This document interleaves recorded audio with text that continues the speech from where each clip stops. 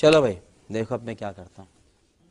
मेरा क्वेश्चन कांग्रेस से एक्शन से पहला 50 प्लस की एज होने के बाद अपने आप को युवा नेता कहने वाले राहुल गांधी जी जब मोदी जी पर ऐसी बातें बोलते हैं कि उन्हें रावण बोला जाता है या बुरे वर्ड्स, तो युवा नेता होकर क्या वो हमें यही इन्फ्लुएंस कर रही है कि हम अपनी मर्यादा भूल जाएं? दूसरा प्रश्न, कश्मीर पर आप कश्मीर पर दोबारा से चाहते हैं या नहीं चाहते हैं? आप इतना ज्यादा कश्मीर पर टेंशन दे रहे हैं, दिल्ली वेस्ट बंगाल क्या ये स्टेट आपको प्यारी नहीं है? वेस्ट बंगाल में इतना सब उस पर भी थोड़ा सा तो आपको टेंशन देना चाहिए ना। ठीक है, जवाब दीजिए। वो युवाओं की बात उठा रहे राहुल गांधी जी।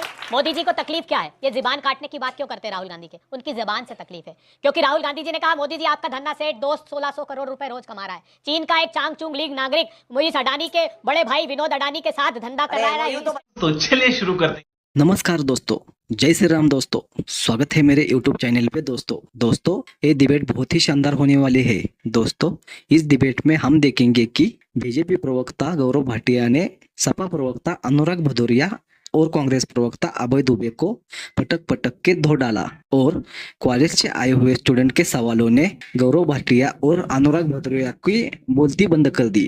तो दोस्तों ये डिबेट बहुत ही मजेदार होने वाली है। मेरा आपसे निवेदन है कि ये डिबेट आप अंत तक देखिए और वीडियो अच्छी लगे तो मेरे चैनल को लाइक कीजिए, सब्सक्राइब कीजिए और शेयर कीजिए। धन्यवाद दोस्तों।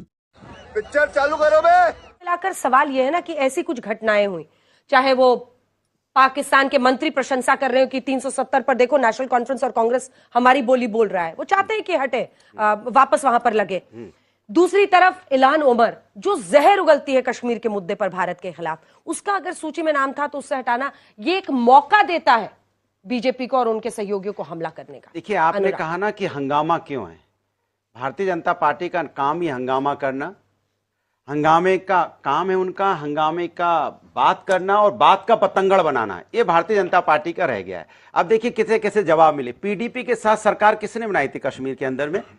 पीडीपी तो अलगाववादी पार्टी बोलते थे, और फिर जाके 3 साल तक आपने सरकार बनाई, उस समय आपने बोला 370 नहीं हटाएंगे, तो 3 साल तक आपने जब मलाई खा ली, उसके बाद जब सरकार वहां से हट गई तब कह रहे हो नहीं अब 370 हटाना, तभी आप पीडीपी के साथ सरकार नहीं बनानी चाहिए थी। इसके मतलब आपकी नीयत में खोट है, क्योंकि अब सत्ता ज्यादा प्यारी है। हम तो आप तो पाकिस्तान की बात करेंगे, बांग्लादेश की करेंगे, मैं तो हिंदुस्तान की बात कर रहा हूं ना भाई। हमारे देश में कोविड आया, कौन लोगों की मौतें हुई?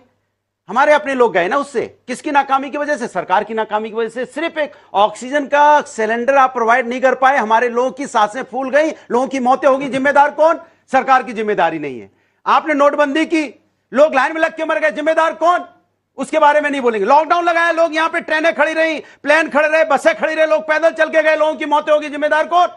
हर बात में जिम्मेदार विपक्ष, आप जिम्मेदारी लेने को तैयार नहीं हो। जब भी आपसे बात पूछी जाती है, विदेश की धरती की बात करते हैं, तो विदेश की धरती पे बात करने वाले तो बीजेपी के बहुत लोग हैं। मैं कहता वाह क्या एक्टिंग कर रहा है, वाह क्या एक्टिंग। देखिए 3 बातें इन्होंने उठाई, मैं तीनों पे भले आदमी पे पाकिस्तान पे कांग्रेस के एमपी बने कर्नाटका में, पाकिस्तान जिंदाबाद के नारे लगे कांग्रेस के सांसद बनने में, क्या ये शर्मसार हमें नहीं करता है? दूसरी बड़ी बात इन्होंने कोविड की करी। हाँ, घर से मैं ये कहता हूं 220 करोड़ टीके लगे, इनको भी लगा होगा। आज हम लोग सब लोग सुरक्षित हैं, लेकिन अंजना जी कितने लोगों की मौतें हुई? इन्होंने क्या कहा था? अखिलेश यादव ने कहा बीजेपी का टीका नहीं लगवाऊंगा और मुलायम यादव जी ने जाके लगवा लिया। ये बड़ी अच्छी बात कही आप। राहुल गांधी का खुद का बयान है, जो बच्ची बता रही थी, राहुल गांधी का खुद का बयान है, नरेंद्र मोदी 6 महीने बाद घर से बाहर नहीं निकल पाएंगे, युवा इनको ऐसा डंडा मारेंगे। ये राहुल गांधी ने खुद कहा है। यहाँ पर तो रवनीत बिट्टू जो आपकी पार्टी से आके अब इनके केंद्रीय मंत्री बन गए हैं, राहुल गांधी ने चौकीदार चोर है बोला, तो चोर ऐसी जो शब्द खुद आपके नेता इस्तेमाल कर रहे हैं, और बोटी कर दूंगा। इमरान मसूद का है, बोला तो राहुल जी की बात, नरेंद्र मोदी जी की सही पकड़े हैं।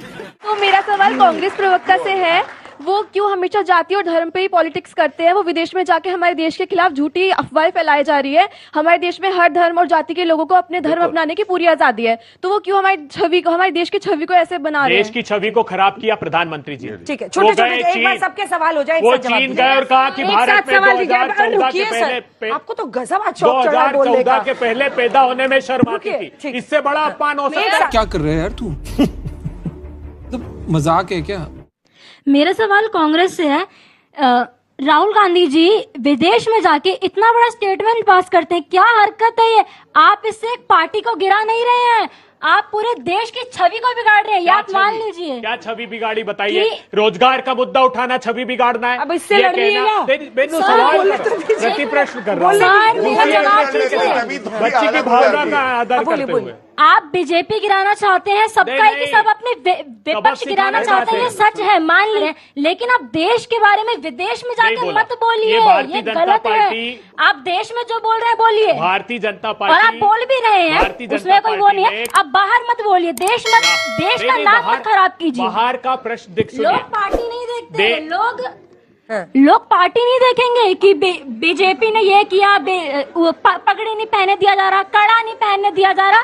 भारत में क्या हो रहा है? भारत का नाम मत बिगाड़िए। I am proud to be Indian, सब हो रहा है भारत में, नाम मत बिगाड़िए भारत का। बस देखिए अंजना जी, बहुत एक सटीक सा 10 सेकंड का। शाबाश बेटा, बहुत। कौन है ये लोग, कहां से आते हैं? दूसरा हिस्सा मेरे प्रश्न का, अनुच्छेद 370 और 35A पर अपना रुख स्पष्ट कर दीजिए ना, ताकि क्योंकि 30 जनवरी 1948 को नाथूराम गोडसे ने सद्भावना के सिपाही महात्मा गांधी के सीने में गोलियां मार दी। उस गोली मारने के 3 महीने पहले एक सार्वजनिक सभा में वो भाषण देता है और कहता है कि मैं बापू कहते हैं 125 वर्ष जिंदा रहेंगे। मैंने कहा कि तुम्हें जिंदा रहने कौन देगा, और गोलियां मार दी। 20 जनवरी 1948 को भी बापू पर हमला हुआ। श्यामा प्रसाद मुखर्जी को वल्लभ भाई पटेल 8 फरवरी 1948 को चिट्ठी लिखते हैं और कहते हैं कि तुम्हारे नेता देश पांडे को छोड़ने की बात करते हो, वो मुझे और पंडित नेहरू को हत्या की धमकी बिहार की सभा में देता है। तब हमको ये चिंता होती है, क्योंकि राहुल गांधी पर जानलेवा हमला भारतीय जनता पार्टी के महामंत्री ने किया। कब कहने वाले लोग सड़कों पर आए? एक बार इधर देखिए, आपने बोल लिया वो सब। अनुच्छेद 370 35A पर कांग्रेस पार्टी का क्या स्टैंड है? अरे कहना क्या चाहते हो? कौन है ये लोग, कहां से आते हैं? बहुत कम मेरा क्वेश्चन आपसे है कि जब 370 धारा हट चुकी है, जम्मू और कश्मीर में पीस बन चुकी है, और जब जहां लाल चौक पे हम लोग जा भी नहीं सकते थे, वहां आप झंडा लहरा रहा है, पत्थरबाजी कम हो चुकी है, तो खत्म हो चुकी है, तो आपके घोषणा पत्रों में ये क्यों है कि 370 हम वापस ले आएंगे, आप लोग हमें वोट दो? नेशनल कॉन्फ्रेंस, छोटा सा जल्दी। सर मेरा सवाल आपसे है कि जैसा कि आपने कहा लॉकडाउन लगा तो लोग मरे, और जब पैदल चले तब भी लोग मरे, क्या सर आपको नहीं लगता उस टाइम लॉकडाउन लगाना चाहिए था? और फिर उसके बाद जब लॉकडाउन लगा तो वैक्सीन प्रोवाइड की गई ना, उससे काफी लोगों की जान भी बची है। टाइम नहीं मिल पाएगा। ये बड़ी अच्छी बात कही आप। के पहले कोविड का सवाल खड़ा किया, किसी को ये बात की जानकारी नहीं है। इंडिया टुडे ने रिपोर्ट प्रकाशित की थी, लॉकडाउन लगाने के पहले मोदी जी ने फॉल्कन 2000 चार्टर, जिसका किराया 1 सीट का 1 करोड़ रुपए है, 121 फ्लाइट से सुपर रिच लोगों को यहां बुलाया और मजदूरों को दरबदर की ठोकर खाने के लिए मजबूर किया। आर्टिकल 370, जिस दिन मोदी सरकार शपथ ले रही थी, रियासी में, जम्मू में 50 राउंड आतंकियों ने फायरिंग की और हमारी धर्म भीरू जनता 9 को मार डाला और 41 घायल कर दिया। राहुल जी के विदेश में बयान पर बहुत सारे प्रश्न थे। राहुल गांधी जी के बयान, भारतीय जनता पार्टी उनके खिलाफ दुष्प्रचार कर रही है, वो दृढ़ता से लड़ेंगे। मोदी जी कहते थे शर्म आती है, मोदी जी ने शंघाई अगर ये बताइए कि भारत में 2014 के पहले जन्म लेने में शर्म आती है। कैसी अपमानजनक बातें कर रहा है लड़का, ये अश्लील है ये लोना। और मैं आपको एक बात बताता हूं, देखिए मुझे तो गर्व है सिखों पे, हिंदुओं पे, अपने मुसलमान भाइयों पे, लेकिन किसी की हिम्मत कैसे पड़ती है, जो नेता प्रतिपक्ष है, जो हमने बनाया है, आपने और मैंने बनाया है, कि वो विदेशी भूमि पे जाके कहता है कि भारत में हमारे सिख भाई पगड़ी नहीं पहन सकते हैं, कड़ा नहीं पहन सकते हैं। ऐसे आदमी की जगह भारत की धरती पे नहीं है। सबसे बड़ी बात है, सिखों पे अगर अत्याचार हुआ, उनको मारा गया, तो 1984 के दंगे थे और राजीव गांधी ने कहा था जब बड़ा पेड़ गिरता है तो धरती हिलती है, और उसके साथ जगदीश टाइटलर और सज्जन कुमार, जो कि एक आज जेल में है कन्विक्टेड और दूसरे पे केस चल रहा है, इनको मंत्री बनाया है। और आज तक चुनौती देता हूं, कांग्रेस पार्टी के प्रवक्ता यहां पे हैं, बता दें अगर उन्होंने माफी मांगी हो, सोनिया गांधी ने, राहुल गांधी ने, आज तक माफी नहीं मांगी है। और आगे कहता हूं, अगर राहुल गांधी अपना ये बचकाना रवैया नहीं बदलेंगे तो वो दिन दूर नहीं है कि कांग्रेस पार्टी को पूरी तरह से नष्ट कर। सही पकड़े हैं। नेशनल कॉन्फ्रेंस के साथ आपका कश्मीर में अलायंस है जी।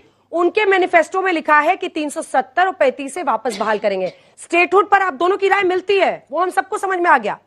370 और 35 ए पर कांग्रेस पार्टी का क्या स्टैंड है ये पता? आर्टिकल 370 संविधान के सब ज्ञाता है, पहला शब्द था टेम्पररी। 55 साल तक छू नहीं पाए कि मुसलमानों का वोट बैंक ना खिसक जाए। नरेंद्र मोदी जी आए, उठा के फेंक दिया अनुच्छेद 370 को, क्योंकि यह जरूरी था हमारी भारत की अखंडता के लिए। और इन्होंने यहां कहा है कि ये विरोध करते हैं। अंजना जी, स्वाभाविक प्रश्न है, अगर आर्टिकल 370 के एब्रोगेशन का ये विरोध करते हैं तो आज ये स्टैंड स्पष्ट क्यों नहीं लेते कि हम वापस लाएंगे? कम से कम नीतिगत तरीके से पता तो होना चाहिए जनता को, लेकिन इतनी हिम्मत नहीं है। पहला प्रश्न। दूसरा, मैंने इनसे पूछा था कि आप बताइए माफी क्यों नहीं मांगी सिख दंगों के लिए सोनिया गांधी, राहुल गांधी ने? कोई उत्तर मिला? नहीं मिला। और मैं आज आपको बताता हूं कांग्रेस पार्टी के समर्थक कौन है। गुरपतवंत सिंह पन्नू, जो कि कहता है खालिस्तान बनाएंगे, वो राहुल गांधी का समर्थन करता है। इलान उमर, जो कहती है पाकिस्तान ऑक्युपाइड कश्मीर भारत का नहीं है, वो इनका समर्थन करता है। मारा था। और अंत करूंगा एक बात कह के, अनुच्छेद 370 से पहले जिनके साथ ये खड़े हैं वो कहते थे तिरंगे को कांधा देने वाला कोई नहीं होगा, हटा के दिखाओ। आज मोदी जी ने हटा दिया तो छाती पीट के कह रहे हैं कैसे हटा दिया? छोटा सा जवाब फिर इन मुझे दोनों की बहुत बारी दर्द होगी। हो रहा है। ये फर्क है। और आप कहां खड़े हैं ये तय करिए। यही भारत का भविष्य तय करेगा, यही भारत का भविष्य तय करेगा। सही पकड़े हैं। शाबाश बेटा, खत्म। Bye bye, tata, good bye, गया।